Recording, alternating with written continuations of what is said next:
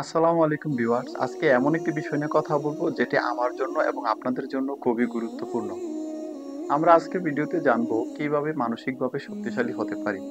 আসলে আমাদের দৈনন্দিন জীবনে নানা চলাফেরায় অনেক ধরনের সমস্যার মুখোমুখি হই আমরা।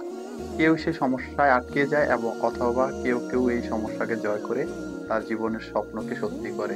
চলুন আজকে জেনে নেই মানসিক শক্তি বাড়ানোর 7টি। নাম্বার ১, নিজেকে চিনুন। প্রথমেই আপনাকে নিজেকে ভালোভাবে বুঝতে হবে। আপনি কে? আপনি কি চান? আপনার দুর্বলতা আর শক্তিই বা কি? যখন আপনি নিজেকে চিনবেন তখন কেউ আপনাকে সহজে ভাঙতে পারবে না।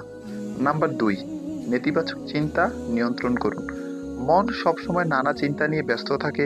অনেক সময় এমন চিন্তা আসে, আমি পারবো না, আমি খুব দুর্বল, সবাই আমাকে অপছন্দ করে। এই চিন্তাগুলো থামান। নিজেকে বলুন, আমি চেষ্টা করব। আমি প্রতিদিন একটু করে উন্নতি করছি। বিশ্বাস করুন, আপনার মনই আপনাকে শক্তি দিবে। নাম্বার ৩, ভুল থেকে শিখুন। মানুষ মাত্রই ভুল করে, কিন্তু যারা ভুল থেকে শেখে তারাই সামনে এগিয়ে যায়।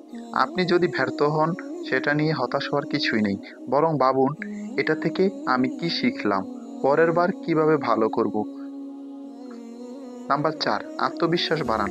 নিজেকে ছোট কাজে প্রমাণ করুন। একটা লক্ষ্য ঠিক করুন। নিজেকে সেটা অর্জন করার চেষ্টা করুন।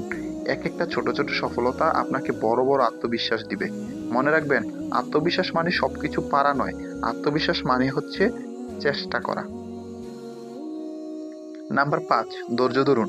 জীবনে ভালো কিছু পেতে হলে ধৈর্য খুব জরুরি। সমস্যা আসবে, বাধা আসবে, সেটাই স্বাভাবিক। কিন্তু আপনি যদি ধৈর্য ধরতে পারেন, তাহলে একসময় সেই সমস্যা কাটিয়ে উঠতেই পারবেন। নাম্বার ৬, নিজের প্রতি খেয়াল রাখুন। শুধু মানসিকভাবে না, শারীরিকভাবে সুস্থ থাকাও অনেক জরুরি। ভালো ঘুম, সঠিক খাবার, ব্যায়াম এগুলো আপনার মানসিক শক্তিকে বাড়িয়ে দিবে। নিজের পছন্দের কাজ করুন, শখের সময় খুঁজে বের করুন। নিজেকে প্রতিদিন ১ ঘন্টা হলেও সময় দিন। নাম্বার ৭, ইতিবাচক মানুষদের সাথে কথা বলুন।